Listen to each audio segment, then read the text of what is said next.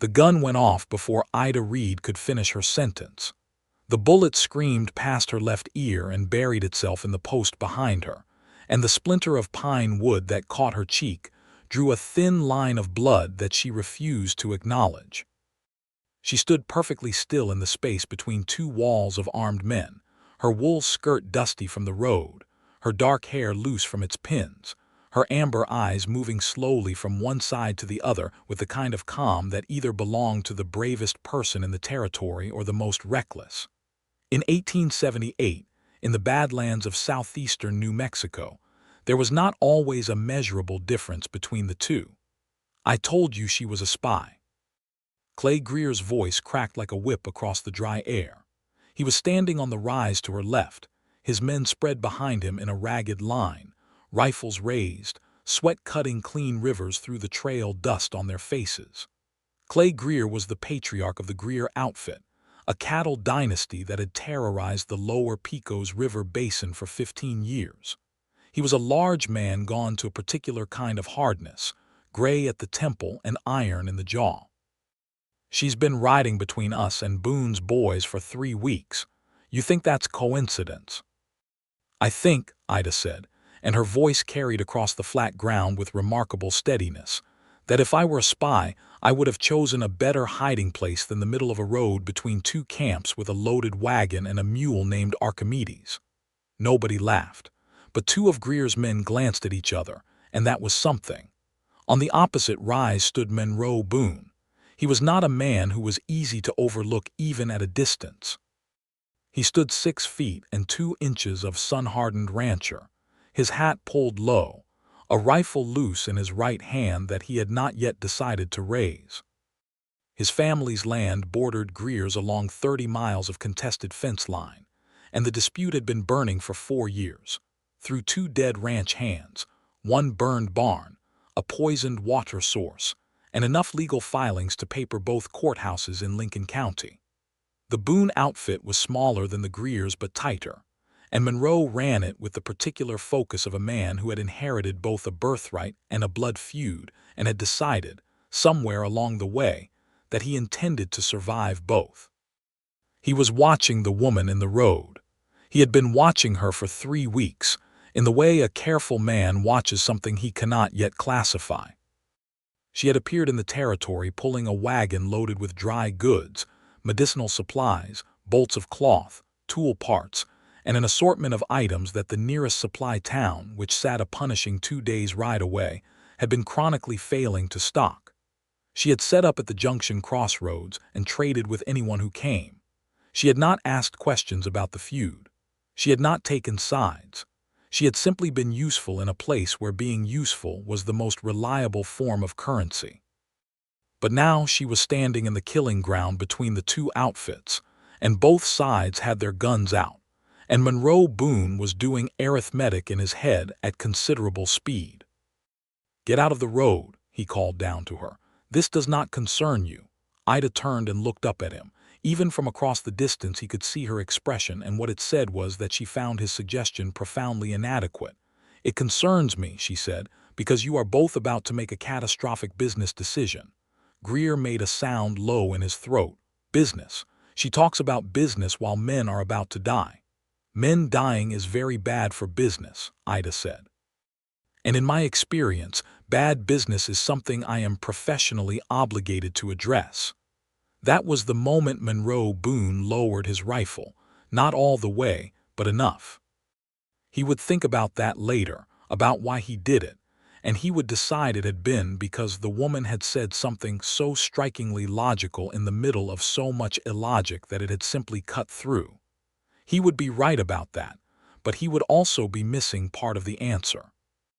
This is how Ida Reed came to be standing in the most dangerous stretch of land in Lincoln County, with blood on her cheek and a plan in her head, which she had not yet shared with anyone, and which would, before it was finished, change everything. She had come to New Mexico territory 3 weeks earlier from Santa Fe, where she had been operating out of a rented storefront near the plaza for 2 years. Before Santa Fe there had been Albuquerque, before that Taos. Before that, a series of smaller stops that tracked back, if you followed them far enough, to a farmhouse outside of Abilene, Kansas, where a 16-year-old girl named Ida Reed had sat at the kitchen table with her father's account ledgers spread before her and taught herself, through 3 winters of solitary study, the principles of commerce, negotiation, barter theory, and supply chain logistics. From a collection of books she had ordered by mail and paid for by selling eggs and mending work, and one memorable summer of picking cotton from dawn to the rim of dark. Her father, Thomas Reed, had been a good man but an absent one, consumed by his small feed operation and the slow grief of her mother's death, which had come when Ida was 9 and left a shape in the household that nobody had known how to fill. He had not discouraged her reading. He had also not particularly noticed it. When Ida was 20, he died of a chest infection, leaving her the farm, a modest debt, 2 mules, a wagon, and a mind that had been quietly preparing for independence for 4 years. She had sold the farm, paid the debt, bought supplies, and left Abilene heading west, which in 1874 was still a direction that contained more possibility than destination. She was 24 now. She had been moving, trading, and building a network of contacts across 4 territories for 4 years, and she was exceptionally good at it. Not because she had a gift for charm, though she could employ charm with surgical precision when required. Not because she was ruthless, though she had a line she maintained with considerable firmness. She was good at it because she had an almost architectural understanding of what people needed, what they were willing to exchange for it, and where the gap between those 2 things could be bridged. She could read a ledger at a glance and find the error. She could look at a market and see a shortage before the shortage announced itself. She could sit in a room with 2 men who hated each other and understand, with mathematical clarity, the specific shape of what each one actually wanted, and whether those shapes could be made to fit. Nobody in the Pecos Basin had recognized any of this when she arrived at the junction crossroads 3 weeks ago. They had seen a lone woman with a wagon and a mule, and had drawn the conclusions that 1878 reliably produced from that picture. The Greer men who came to buy flour and lamp oil had spoken to her slowly and loudly, as if distance and volume were required to bridge the gap between their understanding and hers. The Boone Ranch hands had been more polite but not more perceptive. They had tipped their hats and paid their prices and not looked twice at the woman behind the goods. Monroe Boone himself had ridden past twice in the first week without stopping. It was on his 3rd pass, on a Thursday morning when the light came low and golden across the flat ground, and Ida was rearranging her stock with her back to the road, that he finally pulled his horse up. "You're still here," he said. She turned around and looked at him. He was on a bay horse, solid and broad-chested like its rider.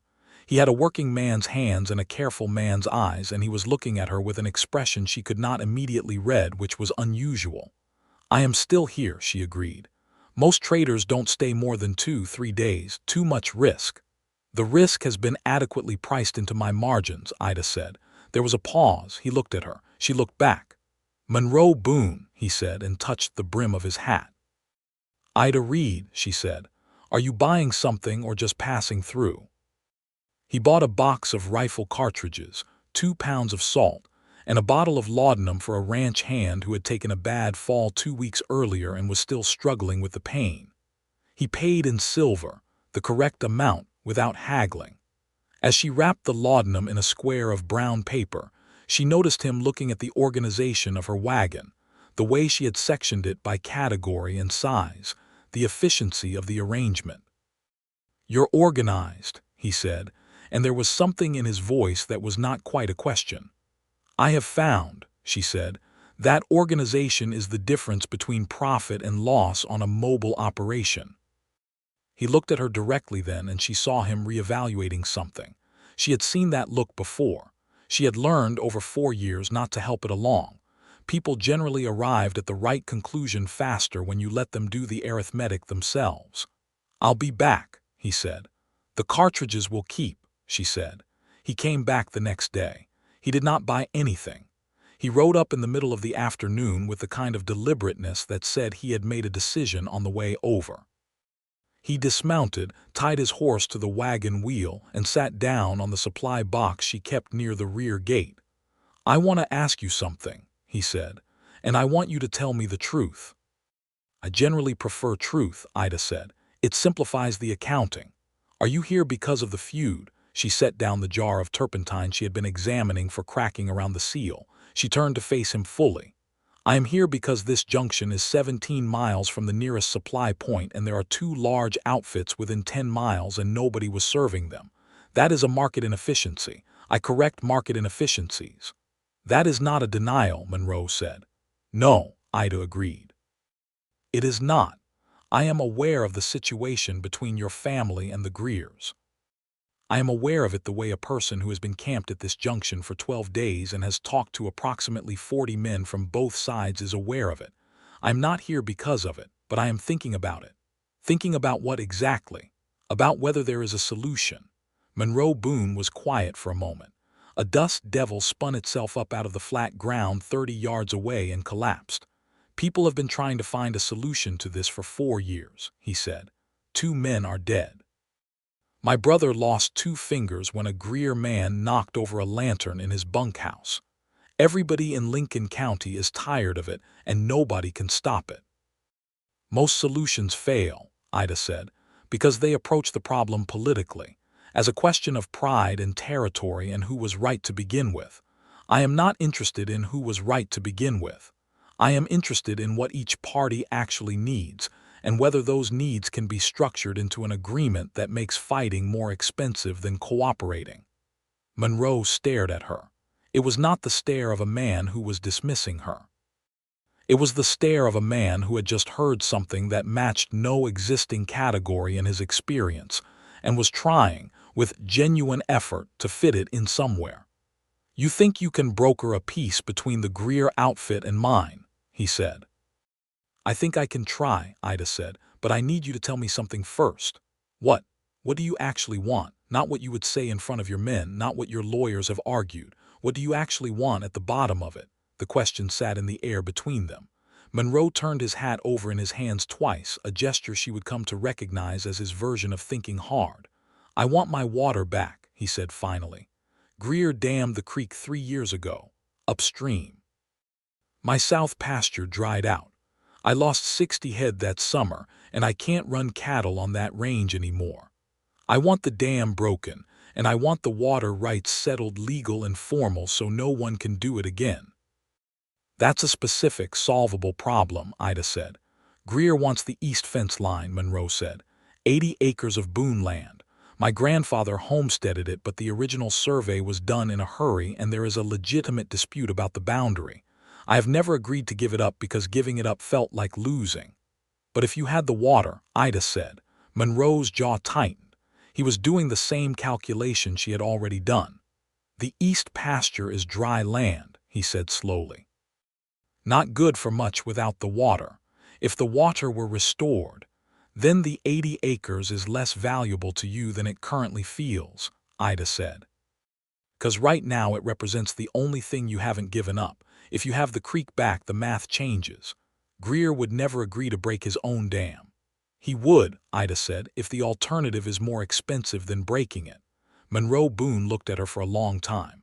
The afternoon light was sharpening toward evening, and somewhere a mile off a hawk called twice and went silent. "Who are you?" he said. "A trader," Ida said. "I trade things. Sometimes those things are goods. Sometimes they are agreements. The principle is the same. And what do you get out of this?" "A functioning market," she said. 2 outfits at war are 2 outfits that are spending on bullets and lawyers and grief instead of on supplies and equipment and labor. I cannot run a profitable operation in a war zone. I have a professional interest in stability." He almost smiled. She saw it at the edge of his mouth, and it changed his face in a way that was interesting enough to notice. "All right, Ida Reed," he said. "Tell me what you need from me." She had spent the next week gathering information with the careful efficiency of someone who had learned that knowledge was the only currency that could not be counterfeited. She talked to everyone who came to her wagon, and she talked to them in the way she had perfected over 4 years of working territory, which was to make them feel that they were talking about something else. She asked about grazing conditions and learned about the disputed fence. She asked about water levels and learned about the dam. She asked about family and learned about the history, the original insult that had started all of this, which turned out to be what original insults almost always were, a misunderstanding compounded by pride and given enough time to calcify into mythology. 4 years ago, a young Greer hand had been found on Boone land with 3 Boone cattle in his possession. Monroe's father, Jacob Boone, who had died of a heart attack the following winter, had accused Clay Greer of ordering the theft. Greer had insisted the young man was acting alone. The young man himself, a 19-year-old called Pete Weston, who had in fact been acting alone, and in a bout of individual stupidity, had left the territory before anyone could question him and had never returned. Everything that followed, the fence dispute, the dam, the dead men, had grown from that original seed of distrust. She also learned, from a Greer hand who came for headache powders and stayed to talk longer than he meant to, that Clay Greer was in financial trouble. The dam project had been expensive, the legal battles had been expensive, and the previous winter had taken a significant portion of his herd. He was fighting harder because he was more desperate, and he was more desperate because he could not afford to stop. She learned one more thing that seemed important. Clay Greer had a daughter, 23 years old, named Frances, who was quietly running the books for the Greer operation and had been for 2 years, and who, according to the hand who liked to talk, was of the private opinion that this whole war was ruinous and stupid. Ida had filed all of this away and had gone to Monroe that evening and laid it out. Monroe had listened without interrupting, which she noted as unusual and promising. When she finished, he had been quiet for a moment. "Frances Greer," he said. "I haven't thought about her in years. You know her. We were in school together for 2 years before Greer hired a private tutor. She was smart. Smarter than most of the boys, which didn't endear her to them. Something moved in his expression. She might be an ally. She might be the most important person in this entire negotiation," Ida said. "If Frances Greer believes a settlement is in her family's interest, she can influence her father. Clay Greer is proud and stubborn, but according to 3 separate sources, he trusts his daughter's judgment on financial matters." "You got 3 sources on that in a week," Monroe said. "It was not quite a question. People talk to traders," Ida said. "We are low stakes. We pass through. What you tell us disappears with the wagon." He was looking at her again with that particular quality of attention she was beginning to recognize as his form of impressed. "How do we approach Frances without Greer knowing?" he asked. "She comes to my wagon," Ida said. "I've been told she does her own shopping when she's in Tanner's Crossing on the 1st and 3rd Friday of the month.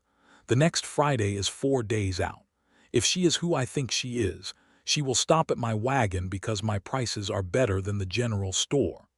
And if she doesn't, then I will drive out to the Greer ranch with an excuse about an incorrect order, and I will find a moment to speak with her alone."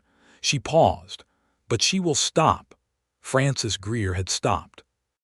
She had stopped because Ida had positioned her wagon in a spot that was impossible to pass without noticing, and had displayed on the outside panel a bolt of a particular shade of blue silk that she had obtained in Santa Fe, and which was the kind of thing that was virtually unobtainable in this part of the territory.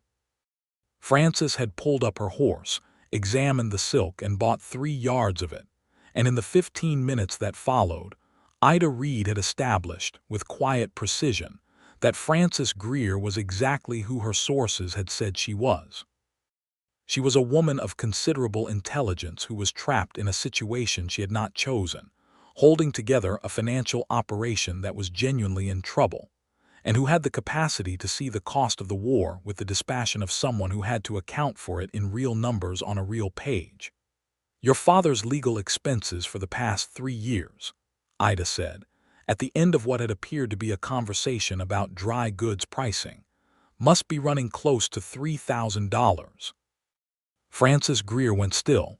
"I beg your pardon," she said. "I am estimating, based on what I know about the complexity of water rights litigation in this territory and the rates charged by the attorneys who practice it. I could be off by 500 either direction." Ida met her eyes steadily. "I am not an enemy, Miss Greer. I am a trader who has noticed an opportunity." Frances stared at her. Up close she was a plain woman made interesting by intelligence, with her father's jaw and something different in her eyes, something that read, when you knew what to look for, as profound and exhausted pragmatism. "What kind of opportunity?" she said, very quietly. "The kind where both sides get what they actually need and stop spending money they don't have on a war that neither side can win." There was a silence. The wind moved through the dry grass at the edge of the road. "The Boone man," Frances said. "Monroe, is he part of this?" "He is interested in a solution," Ida said carefully. Frances was quiet for a long moment. Then she said, "What would my father have to give up?" "The dam," Ida said, "or a modification of it that restores flow to the Boone South pasture. In exchange for a formal settlement of the east fence line in your favor, registered with the county recorder, and accompanied by a letter from Monroe Boone stating publicly that the original theft of 3 cattle 4 years ago was the action of a single individual and not sanctioned by Greer." Frances drew a slow breath. Ida watched her work through it, the mathematics of pride and necessity. "That letter," Frances said, "it matters more to my father than the fence line." "I know," Ida said. "That is why it is in the offer. He would never negotiate directly with Monroe Boone. Too much history, too much pride." "He would not have to," Ida said. "I can structure it so that both parties respond to a formal written proposal through a neutral intermediary, himself receiving a document, making amendments, returning it, never sitting in a room together until the terms are already agreed." Frances looked at her for a long moment. "You have done this before," she said. "It was not a question." "Once," Ida said, "in Taos, 2 merchants who had not spoken in 6 years. It took 11 days. What are you getting out of this, Miss Reed?" "A territory where I can conduct business without being shot," Ida said. And then, because Frances deserved the fuller answer, and because I am good at this and I find it deeply unsatisfying to watch problems go unsolved when they are solvable. Frances Greer looked at her for another moment. Then she said, very quietly, "Come back on Monday. I will have a letter for you. Not a commitment. Questions. My father's questions, written by me, framed in a way he can accept. If you can answer them satisfactorily, I can bring him to the table." Ida had ridden back to the junction that evening with the dry satisfaction of a plan moving into its first phase. She had told Monroe that evening, and she had watched his face go through several things in succession. "You convince Frances Greer to act against her father's interests in a single conversation," he said. "I convinced her to act in her family's long-term interests," Ida said, "which may or may not align with her father's current position. Those are different things." He was leaning against the side of her wagon in the fading light with his arms crossed and that expression on his face, the one she had been cataloging over the past week, that was somewhere between admiration and bafflement. "And the letter," he said, "the public statement about Pete Weston, about it being individual theft, not Greer's orders. You're asking me to give Clay Greer a public exoneration." "I am asking you to state a fact," Ida said. "Is it a fact?" Monroe's jaw worked. "My father believed Greer ordered it." "I know, but you do not believe it, not anymore. Not based on everything you've told me and everything I have gathered." She paused. "You cannot have wanted the dam, Monroe. You cannot have wanted this war. The war is hurting you. The letter is a small price." He turned away from her and looked out across the flat ground in the direction of his own land, and she let him have the silence for the full minute it needed. "My father would have called this a betrayal," he said finally. "Your father is gone," she said, and her voice was gentle, but it did not soften the truth of it. "You are what is left, and what you choose now is what determines whether this land your family built survives the next decade." He turned back to look at her, and something had settled in his face, settled and quieted into a kind of clarity. "All right," he said, "I'll write the letter." She had not planned on what happened next. She had not planned on the particular quality of the silence that stretched between them on the other side of that moment, or on the fact that Monroe Boone was looking at her, as though she were something he had not been expecting to find in the middle of an open desert. "Can I ask you something?" he said. "You can ask," she said. "Why are you alone?" Ida looked at him. "I beg your pardon. You've been doing this for 4 years by yourself, moving from place to place. You're clearly not you could have found a different kind of life." "I have a life," she said, and it came out more precisely than she intended. "I don't mean that as an insult," he said quickly. "I mean," he started again. "I mean that what you do is remarkable, and I cannot understand why no one appears to have noticed." The directness of it caught her off balance in a way that Clay Greer's rifle shot had not. She was accustomed to being underestimated. She was not accustomed to being seen. "People see what they expect to see," she said carefully. "A woman with a wagon is a woman with a wagon. Nobody looks for the ledger books." "I looked," Monroe said. "I noticed the organization the first day." "You did," she allowed, "and I have been trying for 10 days to figure out what you actually are." "A traitor," she said. "More than that." "Monroe, yes. You should get back to your ranch before dark. Your foreman worries." He had smiled at that, and it was the first full smile she had seen on him, and it rearranged his face into something considerably warmer than the hard, guarded version she had been observing. He pushed off the wagon, untied his horse, and swung up. "I'll have the letter by Friday," he said. He had the letter by Thursday, riding out in the late afternoon with it folded in his breast pocket, and he stayed for 2 hours after he delivered it, sitting on her supply box and drinking the bad coffee she brewed on her camp stove. And they talked, not about the negotiation but about other things, about the territory and its particular beauty, about the way the light changed over the Capitan Mountains, about the books Ida carried in a locked box under her wagon seat. He had been surprised by the books, she could see it, and then surprised by his own surprise. "What are you reading?" he asked. She handed him the volume she had in her lap. He turned it over. Adam Smith's Wealth of Nations, the 1776 edition in a battered brown cover. He looked at her with an expression that was doing several things at once.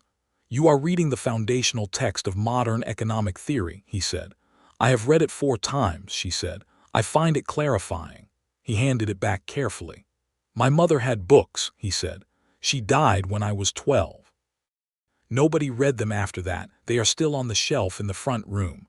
"What kind of books?" "Poetry, mostly. Longfellow, some Dickinson." He paused. "A Bible my grandfather brought from Virginia." "Your family is from Virginia?" "3 generations back. We moved west by degrees. My grandfather to Missouri, my father to Kansas, and then here." He looked at the mountains. "I sometimes wonder if we'll keep moving, if this is the generation that finally stops somewhere." "Do you want to stop?" she asked. He looked at her. "I want to stop," he said. "I want to plant something that will still be here when I'm gone, but you can't plant anything in a war zone." "No," she said. "You cannot." The Monday letter from Francis Greer arrived via a carefully constructed relay, delivered by a neutral party, one of Ida's regular customers who worked for neither outfit and owed both of them money, which made him reliably discreet. The letter contained 7 questions, written in a formal hand that Ida recognized immediately as someone who had taught themselves precision, and they were, as she had hoped, exactly the right questions. They were the questions of a woman who was already half persuaded and needed only the mechanism. Ida spent Monday evening drafting answers. She did not ask Monroe to help. She showed him the draft when she was done. He read it slowly, leaning in toward the lamp she had set on the tailgate. "This is extraordinary," he said. "It addresses her concerns about the timing of the dam modification, the legal registration sequence, and the public nature of the acknowledgement letter." "That's not what I mean." He set the paper down. "I mean the way you have written this. You have anticipated every defensive reaction her father might have to each point before he has it, and you have pre-answered it through her questions. You are negotiating with a man who has not yet opened the letter." Ida looked at him. "That is," she said, "roughly the idea." He was staring at her again with that expression, but it had deepened into something that she was beginning to understand was not going to be easy to categorize or to dismiss. "I have been to Austin," he said. "I have dealt with attorneys and land agents and county officials. None of them think like this. Most of them are not motivated the way I am motivated," Ida said. "How are you motivated?" "By the problem," she said. "By the shape of it, by the satisfaction of finding the answer." She paused. "And by the water rights, Monroe. Do not forget the water rights. That is very much part of why I am motivated." He laughed. It was a genuine laugh, low and unguarded, and it was the most attractive thing she had encountered in considerable recent memory, which was information she filed away under the category of things that would require attention at a later date when the immediate situation was less complicated. The response from Francis came on Wednesday. Provisional agreement, pending one modification to the timeline of the dam adjustment, and a condition that the public letter be released simultaneously with the legal filing, not before. Both conditions were reasonable. Ida wrote back immediately, accepting both. She sent the modified terms to Monroe that evening. He read them and signed the formal agreement document she had prepared, which she had drafted from memory based on a standard contract format she had studied in a legal text she had purchased in Albuquerque. "You drafted a contract," Monroe said. "I draft contracts occasionally," Ida said, "when the situation requires." From memory. "I have a reasonably retentive memory for structures." He set the document down and looked at her for a long moment with an expression that was no longer trying to categorize her and had arrived, apparently, at simply receiving her. "Ida," he said, "the signing needs to happen before Friday," she said briskly. "I need to deliver this to—" "Ida," he said again. She stopped. "I have been trying not to do this," he said, "because it seemed like it would complicate the situation considerably." "Monroe, I am extremely interested in you," he said. "Not as a negotiator and not as a trader, as a person, as yourself. And I realize that this is not the moment, and I recognize that you will likely tell me it is inconvenient, and I am telling you anyway because I have a strong feeling that if I don't say it now, I will find another excellent reason not to say it for the next 3 months, and then the window will have closed." Ida looked at him. The lamp between them threw warm light that caught the angles of his face and the steady, undefended quality of his eyes, and she thought about all the reasons she had spent 4 years giving herself for why a life in constant motion was better than a life that depended on another person's presence, and all of those reasons in this particular moment felt considerably less persuasive than they had at noon. "I find you complicated," she said. "That seems fair," he said. "And inconveniently attractive," she said, "at an extremely inconvenient moment." "Also fair," he said, and the edge of that smile appeared. "After Friday," she said. "I will hold you to that," he said. But it was before Friday that things went sideways.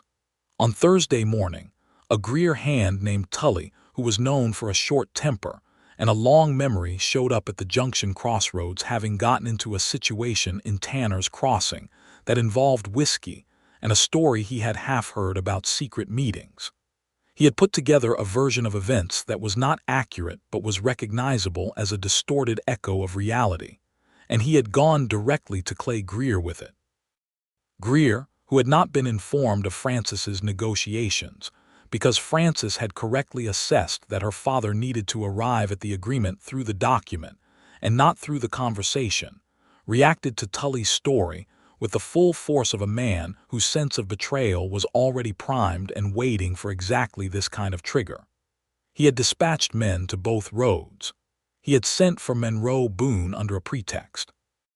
And he had set up the confrontation that had placed Ida Reed in the road between 2 armed camps, with a bullet in the post behind her head and blood on her cheek. Standing in that road now, with the sun overhead and the heat coming off the ground in visible waves, Ida understood that everything she had built in the past 3 weeks was balanced on the next 90 seconds. "Mr. Greer," she said, turning to face the rise where he stood. Her voice carried. She made sure it carried. I have a document in my coat pocket that your daughter signed on Tuesday. I would like your permission to show it to you. Complete silence. Clay Greer's face did something complicated. Francis, he said, and his voice had a quality in it she recognized. The complicated anger of a man who loves someone and feels outmaneuvered by that love. Before you respond to that, Ida said, I want you to hear something. Your daughter has been quietly managing your financial situation for 2 years. She knows to the dollar what this war is costing your family. She came to me not because she was working against you, but because she could not find another way to work for you. Ida paused. She loves you. She is trying to save what you built, the same as Monroe Boone. The same as every person in this basin who has had to watch their neighbors bleed for 4 years over a dam and a fence line, and a boy named Pete Weston who made a stupid decision and ran. Clay Greer's face had gone to stone, but he had not raised his rifle again. The document, Monroe called from his rise, and his voice was very steady.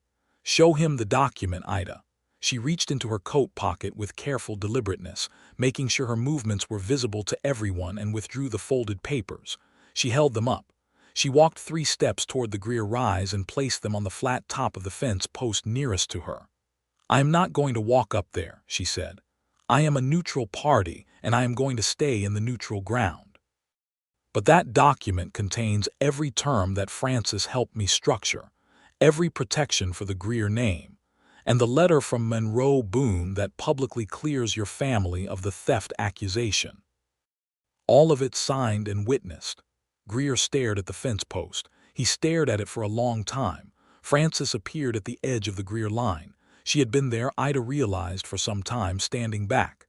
Now she came forward, walked past her father's men, and came down the rise to the fence post. She picked up the document. She held it in both hands and looked up at her father. Pa, she said, please. Clay Greer had been a hard man for 60 years. He had buried a wife and 2 sons, and had built an empire on land that tried to kill him every season.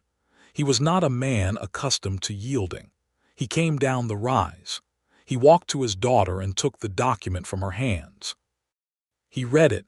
He read it for a long time, and the men on both rises stood absolutely still, and the only sound was the wind and somewhere the distant sound of a hawk. When he looked up, he looked at Monroe Boone. The dam, he said. If I modify it, I lose pressure on my upper tank. Monroe came down from his rise. He walked to the center of the road and stopped. He did not come too close.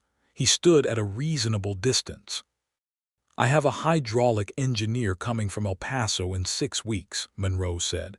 He can look at the structure and design a modification that maintains your pressure. I will split the cost. Ida had not known about the engineer. She looked at Monroe. He met her eyes briefly, and what she saw there was a man who had done his own preparation, had spent the past 2 weeks in his own form of research because he had been paying attention when she was teaching him. Clay Greer looked from Monroe to the woman standing in the road. Who are you? He asked Ida directly. Really? Ida Reed, she said. I am a traveling trader. I operate in markets that need serving. I am also, when required, a negotiator. I have no loyalty to either side. I have an investment in a stable market and a professional objection to problems that have obvious solutions. Obvious, Greer said, and the word had a rough edge to it. Not easy, Ida said. Obvious. They are different things. She let that sit for a moment. Mr. Greer, I will tell you something that I tell every party in every negotiation I conduct. Winning this war was never possible for either side. The only victory available to you has always been a good peace. And a good peace is one where both sides leave with what they actually need. You need the fence line, and you need your name cleared of a theft you did not order. Monroe needs the water. Those are not incompatible. They never were. Clay Greer looked at the document in his hands. He looked at his daughter. He looked at the man standing 20 yards away who was the son of the man he had hated for 4 years. He looked back at Ida. You wrote this, he asked, holding up the document. I drafted the initial structure, she said. Your daughter refined it. She is an excellent reader of terms. "I know she is," he said, and there was something in his voice, a pride that had no place to put itself in the current situation and was finding its way out regardless. He walked toward Monroe. Monroe held still. Ida held her breath. Clay Greer extended his right hand. Monroe looked at it. Then he took it. The handshake was not long, and it was not warm, and it was not the beginning of any kind of friendship. But it was real, and it was witnessed by 30 men on 2 rises, and it was the end of 4 years of war. The formal signing took place 2 days later, at Ida's wagon, which she had recognized as the most appropriate neutral ground available. Frances Greer came with her father. Monroe came with his foreman, a weathered man named Dell who had been with the Boone operation for 20 years and wept briefly and privately when the final signature was placed on the document. Ida witnessed everything and recorded it in the ledger she kept for exactly this purpose. And afterward, she served the worst coffee in Lincoln County from her camp stove, and nobody complained. Clay Greer stopped before he mounted his horse to leave. He looked at Ida for a moment. "You're staying in the territory?" he asked. "For a while," she said. "There are several other markets that need serving." "The Junction Crossroads," he said.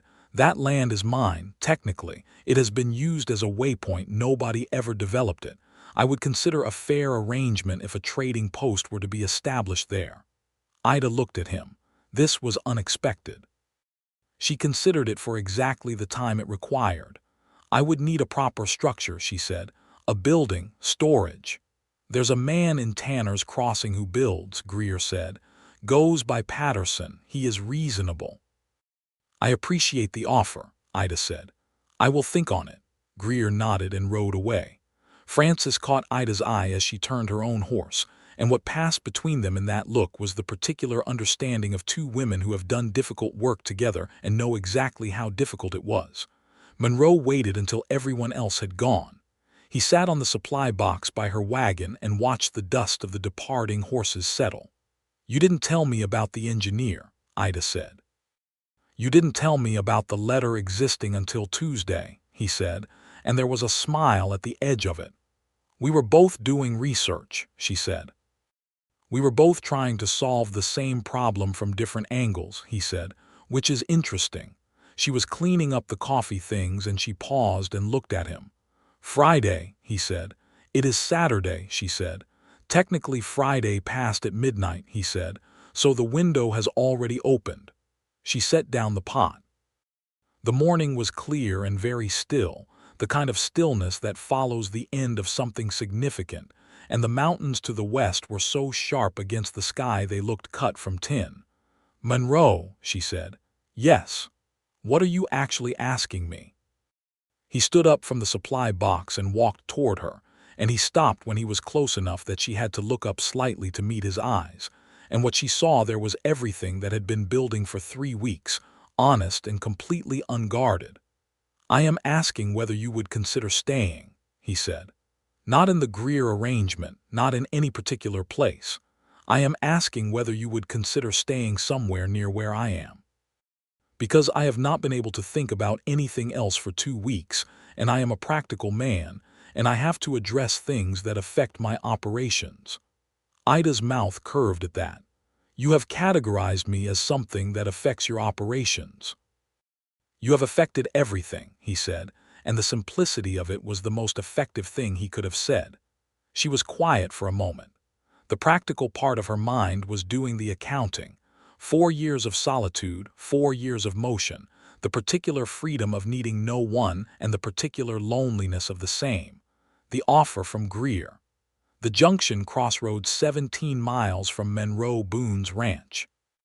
The knowledge that she had been building a life and that building something permanent had always been the destination she had been moving toward without quite naming it. "Greer's offer," she said. "A trading post at the Junction." "It is a good location," Monroe said carefully. "It would require capital investment, a building, initial stock increase, a stable for the mule."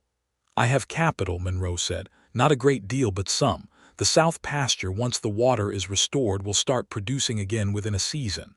"I do not want your money," she said. "I know you don't," he said. "I am not offering it as money. I am offering it as partnership if you are comfortable with that word." She looked at him for a long moment. "What kind of partnership?" "Every kind," he said simply, "if you are willing." The amplitude of that was enormous, and they both knew it, and neither of them flinched from it. "I have been moving for 4 years," she said. "I'm not sure I know how to stop." "You don't have to stop," he said. "You can still travel. The post would be a base, not a cage. You could still run supply routes, still go to Santa Fe, still—" He stopped. "I am making an argument when I should probably just let you decide." "You are making a good argument," she said. "That is not a problem." He reached out and with one careful finger touched the fading mark on her cheek where the wood splinter had caught her. It was a very precise and gentle thing to do. She held still. "I was afraid," he said quietly, "when that shot went off." "So was I," she said. "I did not show it." "I know that was—" He stopped. "You stood there in the middle of all of that like a landmark, like something you could navigate by." She reached up and took his hand, not to remove it, but to hold it there against her face for a moment, and the warmth of that was considerable and real. "All right," she said. "All right," he said. "All right," she said again. "Every kind." The summer of 1878 was long and dry in the Pecos Basin, and it contained, for Ida Reed, more happiness than she had reliable categories for. The building at the junction crossroads went up over the month of August, Patterson proving to be as reasonable as advertised, and it was a solid pine structure with a front counter, back storage, and a small attached living space that Ida spent a satisfying 2 weeks organizing with the same architectural efficiency she applied to everything. Monroe rode out every third day. Sometimes he had an excuse, fence materials or hay deliveries that passed the junction on their way to his land. Increasingly, he did not bother with an excuse, and she appreciated the honesty of that. He was in the habit of bringing things. He brought a crate of apples from his orchard in early August, the first real crop it had produced in 3 years, and he set it on her counter with the manner of someone who had been thinking about whether to bring it for the entire ride over and had decided yes. "Your orchard is back," she said. "The water started running 2 weeks ago," he said. "Patterson's man finished the dam modification ahead of schedule. The creek is full." He looked at her. "The south pasture will need to be reseeded. I am running 20 head there already as a test. If the grass comes in before first frost, I will restock the range properly in spring." "That is excellent news," she said. "It is," he agreed. "It is very good news." He ate an apple from the crate, leaning against her counter, and she was conscious of how naturally he fit in the space, how much she had begun to structure her days around the particular quality of the afternoon light at the approximate time he usually arrived. She was not a woman who had spent much of her life being in love. She had been close to it, once in Taos, with a young surveyor who had been everything she needed for 3 months, and then had accepted a position in California, and gone without a backward glance. She had concluded from that experience that she was better suited to professional relationships, and had maintained that position with reasonable conviction for 2.5 years, right up to the moment Monroe Boone had described her as something you could navigate by. She thought about that description more often than was strictly reasonable. In late August, Francis Greer came to the trading post for the first time, and she and Ida spent an afternoon talking in the way they had not had time or privacy to do before. And what emerged from that conversation was something that felt, with the particular firmness of real things, like the beginning of a friendship. "My father speaks of you," Francis said, "more than you might expect." "What does he say?" Francis smiled. It was the kind of smile that belongs to people who have watched their fathers be more human than the fathers know. "He says you are the sharpest mind he has encountered in Lincoln County and that he cannot decide if that is a threat or an asset." "Both, ideally," Ida said. "He has decided asset," Francis said, "for what it is worth." "It is worth something," Ida said. "How are the accounts?" Francis's expression shifted toward genuine relief. "Better. The legal costs are finished. The fence settlement was registered 6 weeks ago. We have stopped bleeding money on counsel." She paused. I have been able to plan for spring purchases for the first time in 3 years. The Boone range restocking in spring will generate demand for supply, Ida said. I intend to have additional inventory positioned at the junction by February. Francis looked at her with that same expression Monroe sometimes wore, the one that was navigating between admiration and bemused disbelief. You are already planning February supply chains. A good trader plans 6 months ahead, Ida said. In unstable markets 12. Is the market stable now? Becoming, Ida said. Which is the best kind of stable? It means there is still room to grow. Francis was quiet for a moment. Then she said carefully, Monroe Boone rides out here fairly often. He does, Ida agreed. Is that a trade relationship? Francis asked, and the careful quality of the question was itself an answer about how precisely Francis Greer could listen. Ida looked at her. It is becoming something more than that, she said. Francis's face lit with a smile that was entirely genuine and somewhat warmer than her usual expression. Good, she said simply. He is a good man. He was always a good man. I am glad someone had the sense to notice. September came and the light in the basin changed to something lower and more golden, and the distances got crisp, and Monroe began staying later in the evenings. They would sit outside the trading post in the cooling air with coffee or occasionally a small glass of the whiskey Ida stocked for trade, and they would talk, or not talk, both of which had become equally comfortable. He kissed her for the first time on the 15th of September, which was a Tuesday, without particular planning or preamble. He had been talking about the receding of the south pasture and she had been listening, and at some point in the middle of a sentence about grass varieties, he had simply stopped and looked at her in the specific way that had been preceding something all summer, and then he had kissed her, carefully, and with considerable attention to whether she was a willing participant, which she was. When he pulled back, he said, I have been thinking about doing that since approximately the third day you were at the crossroads. The third day, she said. You did not even stop the first 2 days. I was thinking about it while riding past, he said. She laughed, and laughing felt very natural, and she kissed him back, which settled the question for both of them. He asked her to marry him in October. On the morning the first frost came down from the mountains and coated the grass silver, and he did it while they were both standing at her counter going over her October inventory manifest, which was deeply characteristic of both of them and therefore perfectly correct. He set down the page he had been holding and said, Ida, I would like to marry you. She set down her pen. She looked at him. You would like to, she said. I intend to, he said. If you are willing, I would like to know if you are willing. Monroe, she said. You are asking me to completely reorganize my life. I know, he said. You are extremely good at organization. She looked at him for a long moment, and what she felt was not the uncertainty she had expected to feel at this juncture, but rather a very solid and specific certainty, like finding a correct answer in a complicated ledger, the particular click of things aligning.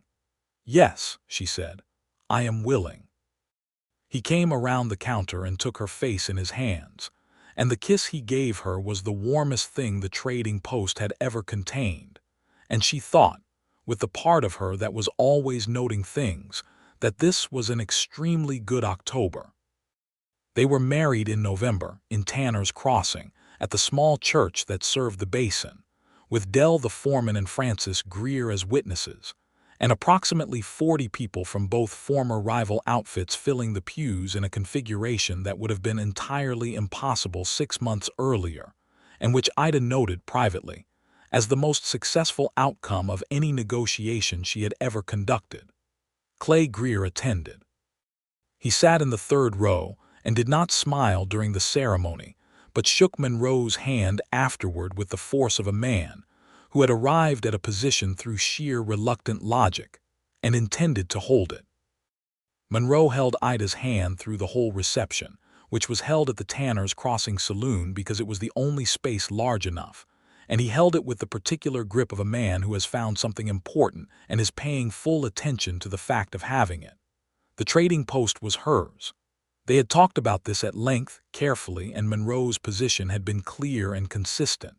The trading post was her enterprise, her capital, her structure. The ranch was his.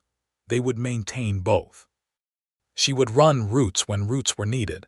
He would run the range.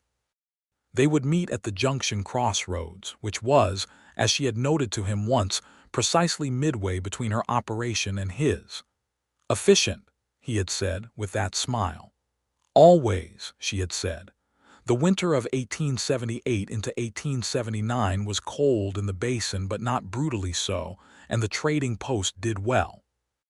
Ida expanded her inventory, brought in a second mule to complement Archimedes, and established a regular supply route from Tanner's Crossing that she ran every 2 weeks with Dell's youngest ranch hand, a 17-year-old named Marcus, riding with her as an assistant. She taught Marcus to read a manifest and price goods and make change, because she had strong opinions about the usefulness of education and about not wasting available intelligence, and Marcus turned out to be exactly the kind of quick learner who justified those opinions. Monroe bought cattle in the spring from a reputable source in Texas and restocked the south pasture, and the grass had come in beautifully, just as Ida had calculated it would, and by May the South Range was running 60 head and producing at a rate the ranch had not seen in 3 years. Francis Greer came to the trading post regularly, sometimes for supplies and sometimes just to sit with Ida over the bad coffee and talk about figures and futures and the particular texture of managing things in a world that was not designed to acknowledge that women managed things. They had become, without quite naming it, exactly what Francis had suspected that first day in October. Friends. Real ones, the kind built from shared work and mutual respect, and the knowledge that the other person has seen you under pressure and not found you wanting.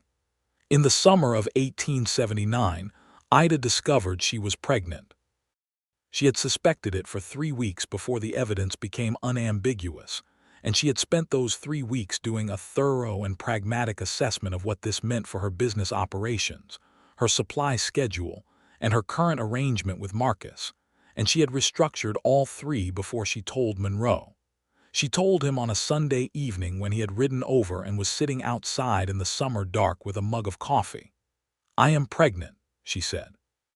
"The child will arrive around February, I estimate." Monroe set his coffee mug down very carefully. He looked at her in the lantern light with an expression she had not seen on him before, something that was too large and too warm to fit comfortably in its container. He stood up and came to her and held her face in his hands in the way he did when he wanted to look at her properly. "February," he said. "February," she confirmed. "The south pasture will be in its second productive season," he said. "We will have money coming in. I have already restructured the supply route to account for my reduced availability," she said. "Marcus can run the winter routes with Patterson's eldest son. I have spoken with Marcus and he is willing." Monroe was looking at her with something helpless and tender happening in his expression. "Of course you have already restructured the supply route," he said. "It seemed prudent," she said. He kissed her forehead and then her mouth, and then he held her very carefully, the way you hold something important, and she let herself be held, which was something she had been learning over the course of the year, and which was easier than she had expected it to be. "A February baby," he said. "A February baby," she agreed. The autumn of 1879 was good and busy. Ida kept running the trading post well into her pregnancy, because she was not the kind of person who stopped doing her work on account of inconvenience, and Monroe knew better than to suggest otherwise, though she could see him thinking it occasionally. What he did instead was ride over more often, not to manage her but simply to be near her, and she found that she appreciated the distinction. In November, Clay Greer came to the trading post alone, without his men, which was the first time he had done this. He tied his horse at the post and came inside and bought a bag of salt and a box of cartridges, and then he stood at the counter for a moment. "Francis tells me the child is due in February," he said. "That is correct," Ida said. He nodded. He was looking at the shelf behind her in the way of someone who is building toward something. My wife's mother, he said, came from a family of traders, traveling people. My wife used to say that the only people who knew what a place actually was worth were the people who moved through it without owning it. Ida waited. I was wrong about what you were, he said. When you first came, I thought. He stopped. I assumed the obvious. I was wrong. Mr. Greer, Ida said, I have built my entire operation on the fact that most people assume the obvious. I am not offended by it. Something shifted in his face, the ghost of a smile possibly. You should be, he said. It was small of me. Then I accept the acknowledgement, she said, and I appreciate it. He paid for his goods and went to the door. He stopped there. If the child is a boy, he said, tell Monroe that Greer men have always called their first son something with a strong sound, something that carries. He left before she could respond. She stood at the counter and thought about that for a while. On the 18th of February, 1880, in the bedroom of the trading post at the Junction Crossroads, with Monroe holding her hand and a capable midwife from Tanner's Crossing named Mrs. Lara in attendance, Ida Reed Boone had a son. He weighed 8 pounds and had his father's dark hair and his mother's amber eyes, and an opinion about the world that he announced at considerable volume the moment he arrived in it. They named him Thomas James Boone, Thomas for Ida's father and James for Monroe's, which was a diplomatic solution that Monroe suggested, and which Ida accepted on the grounds that it was a good one. Monroe held his son for the first time with the careful grip of a man who has handled fragile things carefully all his life, and was applying that experience now. And his face did the thing it did when things were too large for it to contain. And Ida watched this from her pillow with the particular satisfaction of someone who has spent years solving difficult problems and has arrived here at the most significant one. He is perfect, Monroe said, which was not an objective assessment but was entirely true from where he was standing. He is very loud, Ida said. He has opinions, Monroe said. That is a Boone characteristic. It is also a Reed characteristic, she said. Then he will be completely insufferable, Monroe said, with the warmest smile she had ever seen on him. Spring came early in 1880, which was a mercy, and the basin came alive with the particular energy of a place that has spent a difficult winter in hibernation. The south pasture on the Boone ranch was fully stocked and producing.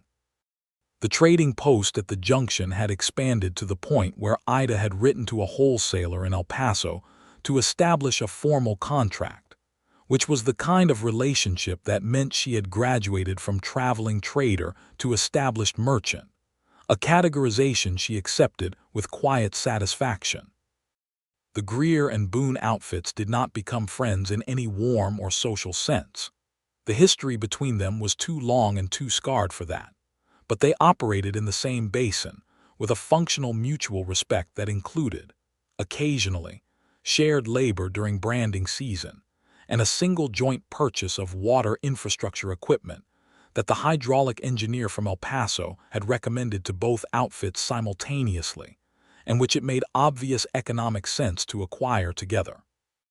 It was Dell who told Ida about that, coming to the trading post for supplies and mentioning it with the offhand satisfaction of someone who has watched a long-running disaster finally resolve.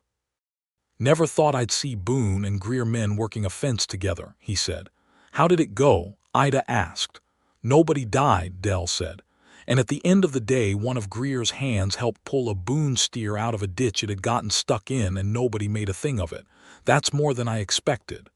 That is sufficient, Ida said, for now.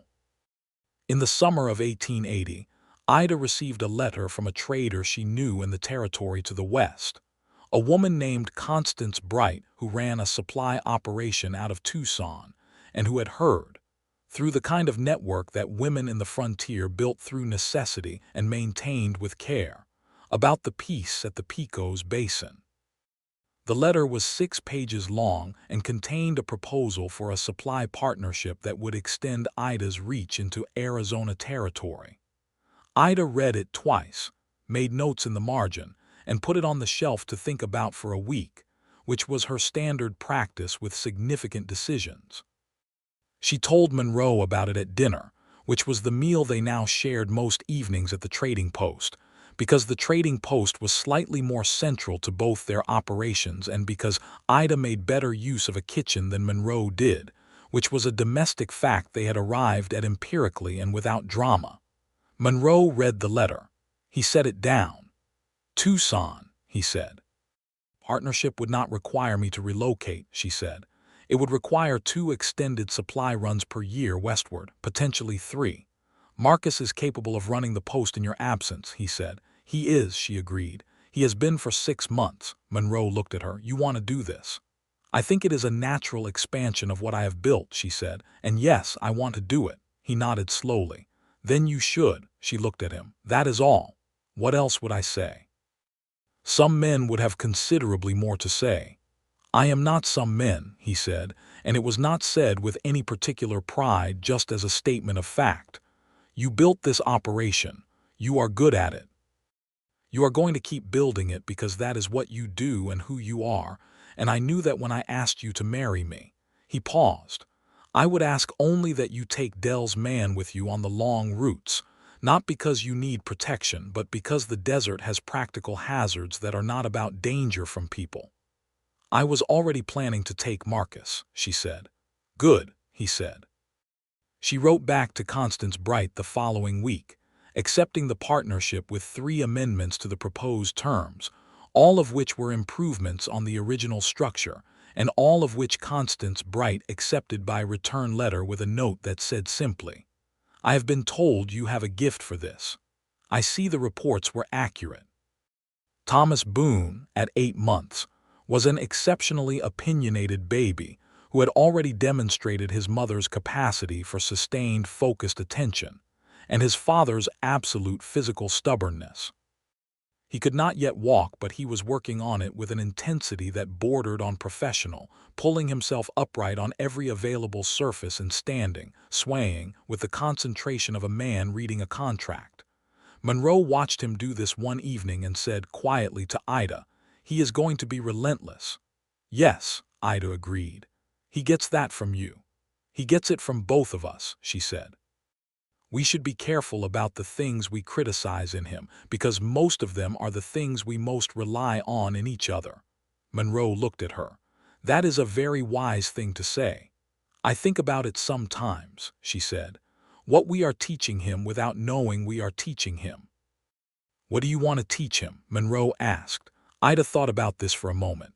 Outside, the August evening was going violet and the crickets were starting up in the dry grass. "That the world is solvable," she said. "Not easy, not simple, but solvable if you pay attention and are willing to do the work and do not let pride make the decisions." She paused. "And that the people worth loving are the ones who make you better at being yourself, not at being something else." Monroe was quiet for a moment. Then he reached over and took her hand, and they sat in the good silence while Thomas worked on standing in the middle of the floor, and the evening came in around them. The year 1881 brought changes to Lincoln County, as it did to most of the Southwest. The railroad was pushing further, reaching closer, and the territory was beginning to shift from frontier to something more settled, which had implications for trade and land value, and the kinds of enterprises that could sustain themselves as population patterns changed. Ida had been watching this for 2 years. She had been reading the territorial newspapers from Santa Fe and Albuquerque with the same attention she gave to her own ledgers, noting the patterns of development, the movements of population, the goods and services that a more settled territory would require that a raw frontier had not. She spent the winter of 1880 into 1881 expanding her inventory in the direction she had identified: hardware and tools for homesteaders, seed stock, construction materials she could source and resell with appropriate margin. She wrote 3 new supplier contracts. She hired a second assistant to work the post so that Marcus could focus entirely on the route operation. Monroe watched this expansion with the particular admiration of someone who understands a craft deeply enough to recognize mastery of it. "You were always planning this," he said once, looking at a new shipping contract she had drafted.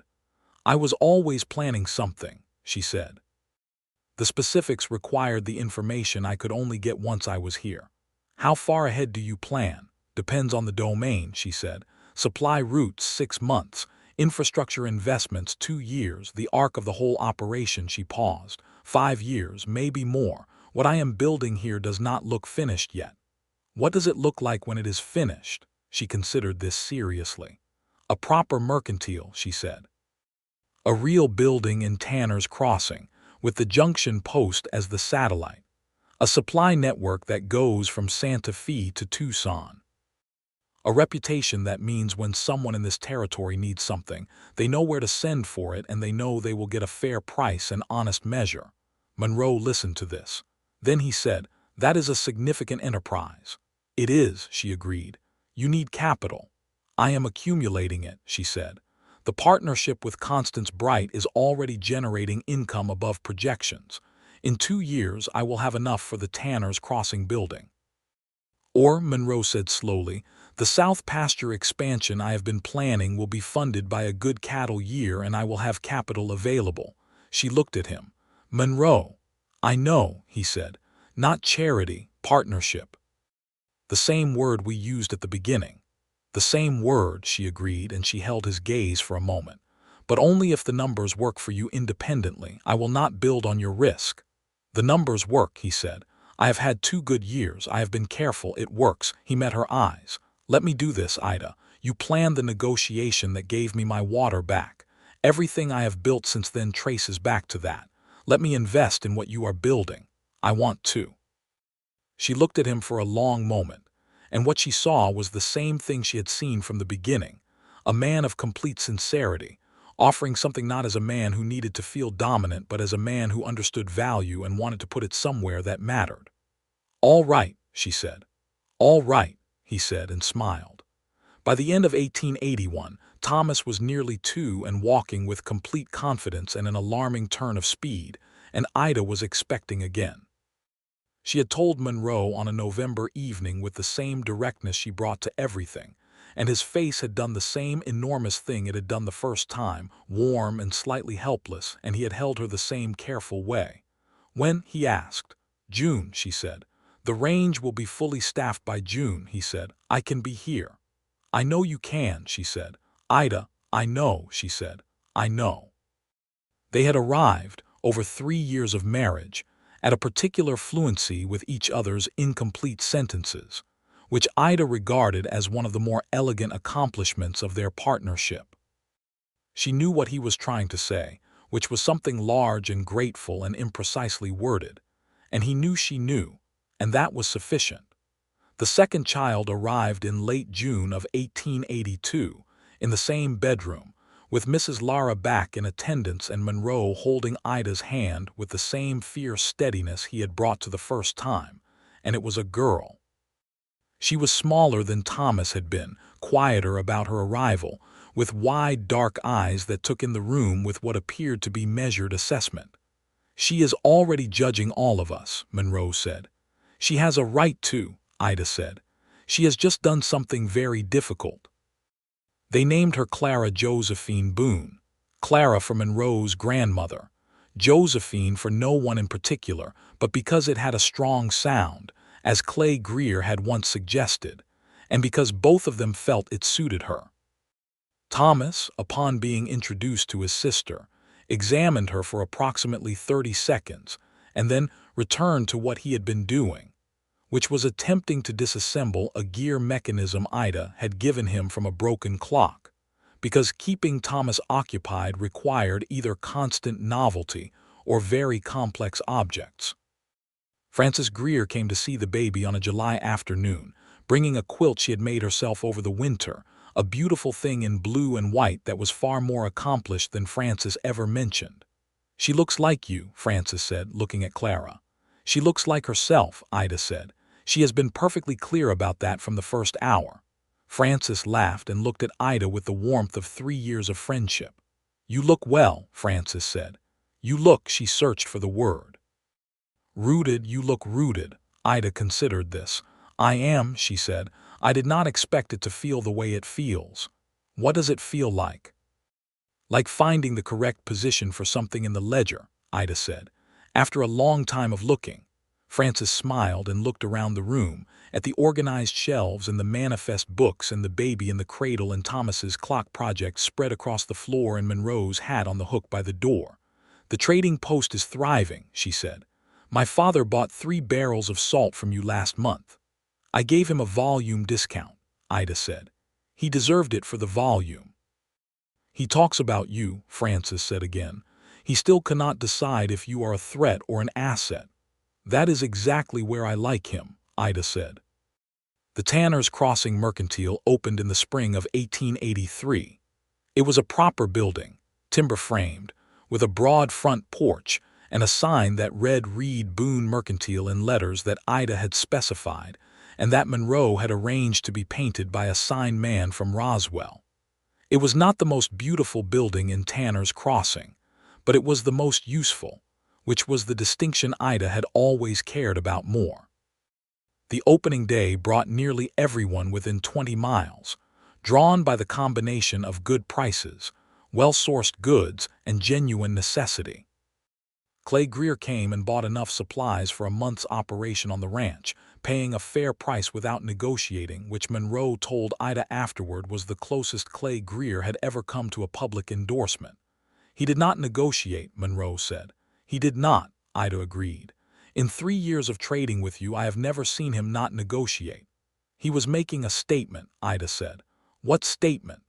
"That he trusts the price," she said. "That is the highest thing a trader can receive from a man like Clay Greer." Monroe looked at her with the expression she still found, after 3 years, to be one of the finest things she had ever been on the receiving end of. "You are extraordinary," he said. "The mercantile is extraordinarily well organized," she said. "I am not talking about the mercantile." "I know," she said. "The years that followed were good ones, full and productive and anchored by the particular satisfaction of a life that has found its form."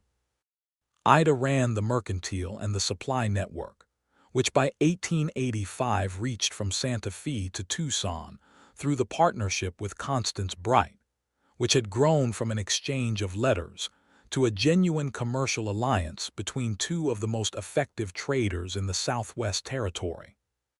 Monroe built the Boone Ranch into something his grandfather would have recognized and his father would have been proud of, and he did it with the steady focus of a man who had been given back the ground he stood on and intended to use it well.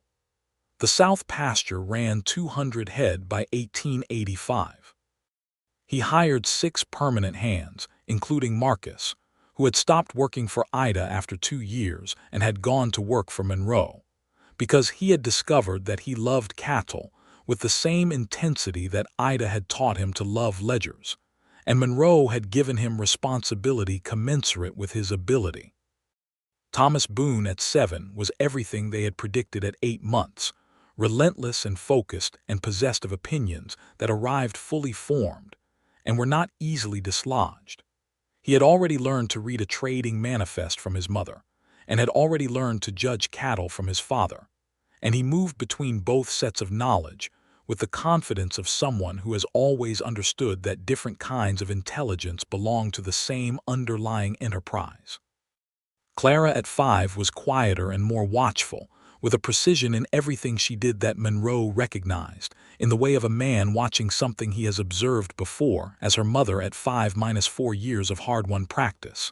"She is going to be extraordinary," he told Ida one evening. "She already is," Ida said. "She has been extraordinary since the first hour. She will require a very large world." "We will build her one," Monroe said. "We are already building it," Ida said, and looked around at everything she had made. There was a 3rd child in 1886, another boy, Jacob Monroe Boone, called Jake from the first week, who arrived in October with his grandfather's name and his own character, which turned out to be sunny and social, and possessed of a gift for making people like him that was entirely unlike either parent, and was therefore something they regarded with affectionate mystification.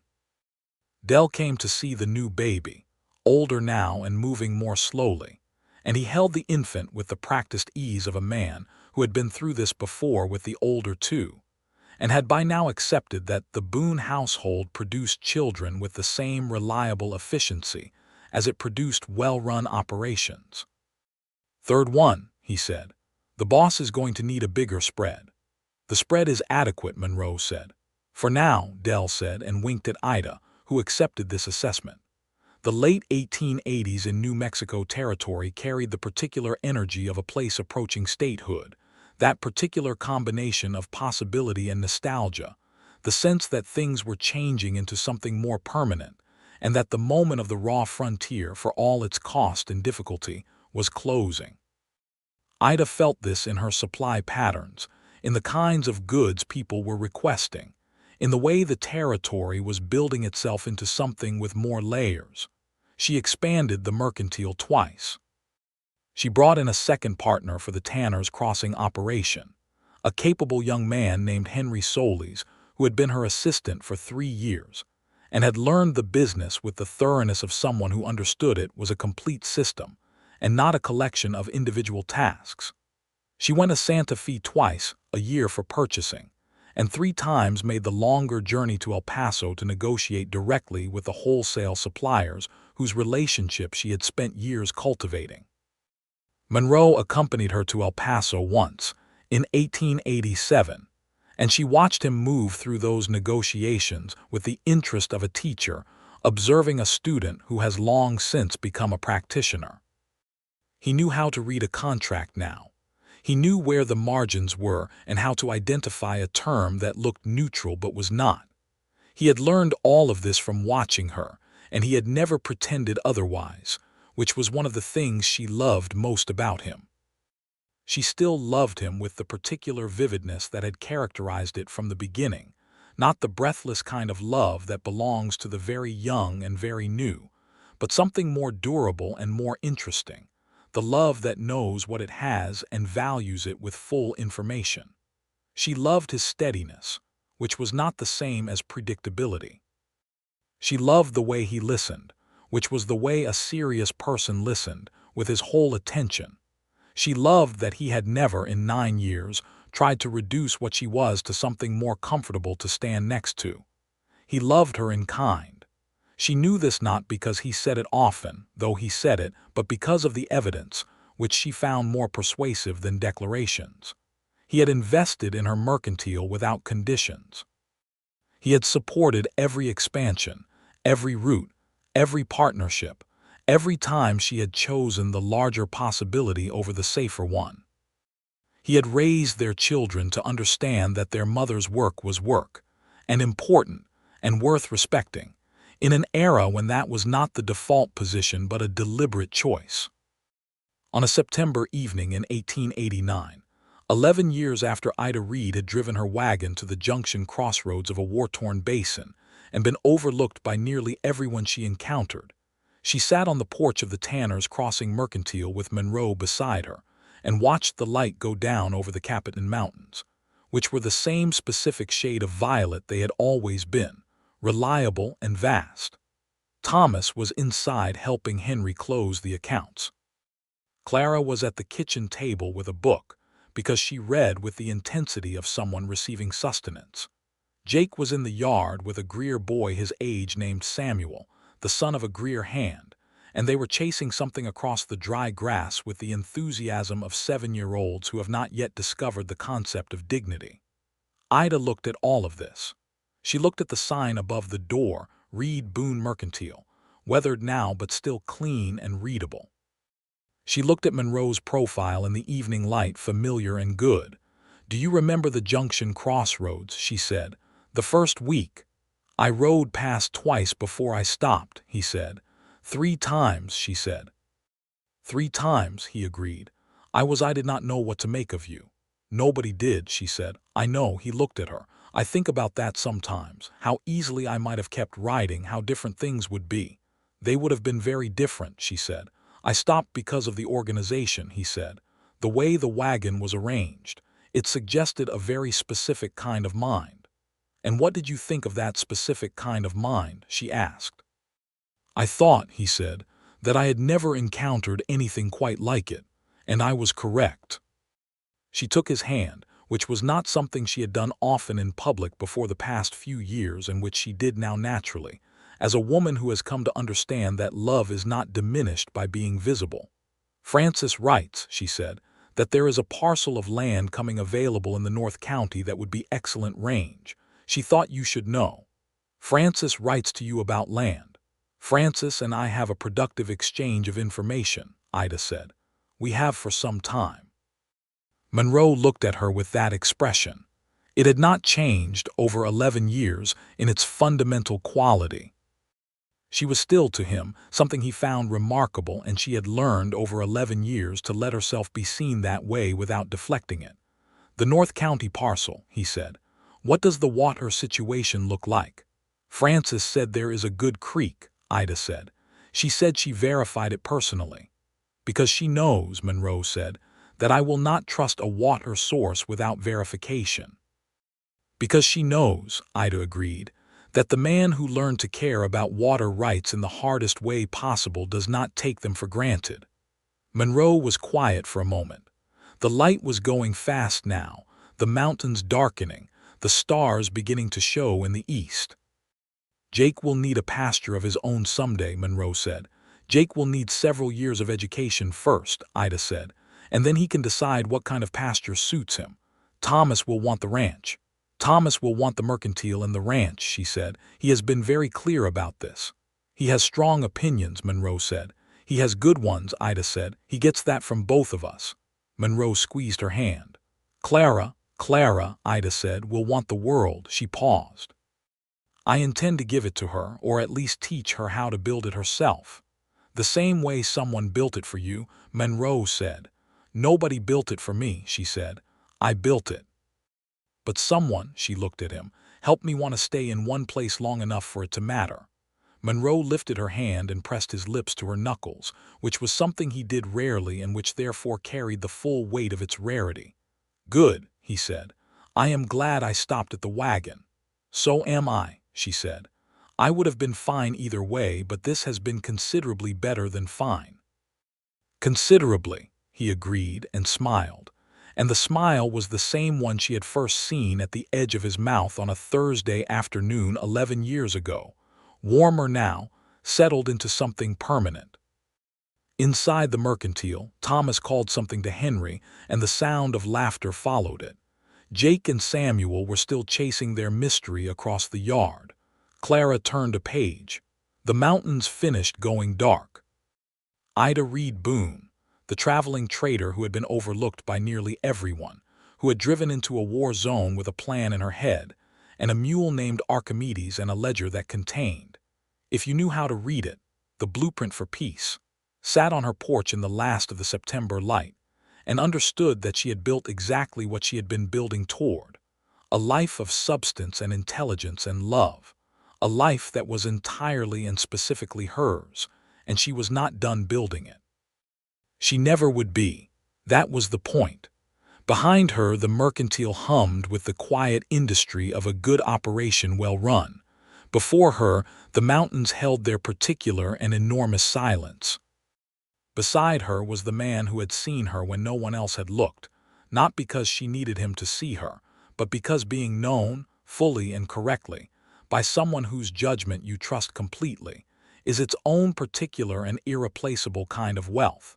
She had traded goods and brokered peace and built a commercial network across 2 territories. She had raised children who would know how to think. She had helped end a war that had cost 2 lives and thousands of dollars and 4 years of grief, not with weapons or political force, but with the application of intelligence to a problem that had never required any other solution. And she had done all of it while being overlooked, right up until the moment she could no longer be ignored. She thought that was exactly right. The best leverage, she had always known, is the kind no one sees coming.